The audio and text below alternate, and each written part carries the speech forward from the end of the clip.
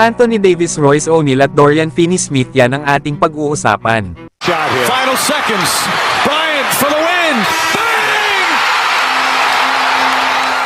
Anthony Davis nagbigay naman ng pahayag sa kanyang post-game interview para sa kanilang susunod na mga laro. Naayon pa kay Davis na kung maglalaro nga daw sila ng may depensa, ay magiging maganda ang kanilang magiging back-to-back games laban sa New Orleans Pelicans at Minnesota Timberwolves para tapusin ang 2023.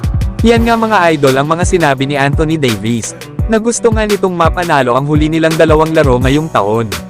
Pero hindi nga ito magiging madali mga idol. Lalo at ang Minnesota Timberwolves ang may best record ngayon pagdating sa West na may 23 wins at 7 losses. Isa pa ay matatangkad ang kanilang mga players at malakas din ang kanilang depensa. Habang ang New Orleans Pelicans bagamat up and down ang kanilang season, pero naging maganda naman ang kanilang mga laro ngayong December. Dahil na nga rin yan sa kanilang Big 3 na sila CJ McCollum, Zion Williamson at Brandon Ingram.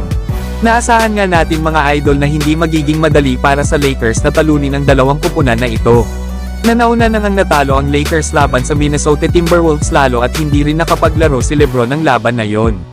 Habang huli pang nakalaban ng Lakers ang New Orleans Pelicans ay sa semifinals pa ng in-season tournament. At Lakers nga ang nanalo sa laban na yon. Kaya abangan na lang natin mga idol, kung magtutuloy-tuloy na ba ang panalo ng Lakers hanggang matapos ang 2023.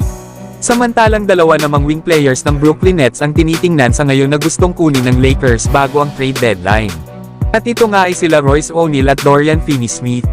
Naayon pa sa report ni Jovan Buhan ng The Athletic, ang dalawang players daw na ito ang kailangan makuha daw talaga ng Lakers.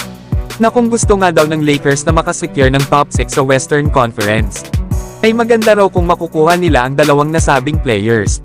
Lalalim nga daw ang kanilang lineup at tataas naman daw ang percentage ng kanilang shooting. Sa ngayon kasi mga idol ay nasa rank 24 ang Lakers sa NBA pagdating sa kanilang opensa, na meron nga lang silang average na total score na 114. At umaasa nga lang daw ang Lakers kana Cam Reddish at Taurean Prince para magkaroon ng spacing ang floor.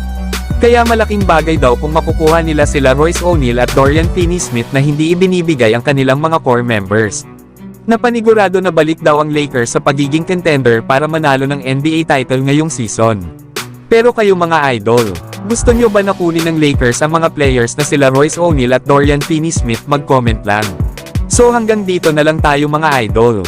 At huwag nyo naman kalimutan mag-subscribe bilang pagsuporta.